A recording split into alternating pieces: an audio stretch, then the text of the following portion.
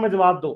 جو بندہ میری طرح چھپ چھپ کے تبلیغ کرتا ہے, جو بندہ میری طرح چھپ چھپ کے اپنے نظریات بتاتا ہے, منہ چھپا کے یہ نہیں بتاتا کہاں رہتا ہے, وہ بزدل ہوتا ہے اور وہ جھوٹا ہوتا ہے. یہ بات مانتے ہو یا نہیں؟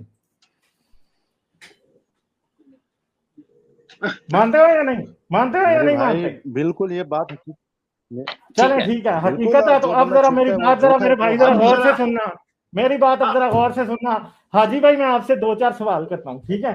مجھے ایک ایسے بندے کی مثال دیں جو بندہ پہلے 10-15 سال اپنا منہ بھی چھپا کے بیٹھا تھا, اپنے نظریات بھی چھپا کے بیٹھا تھا, چھپ چھپ کے تبلیغ کر رہا تھا, اور ہنٹ آپ کو میں ایک دیتا ہوں کہ وہ بندہ مکے میں رہتا تھا. کون تھا جی؟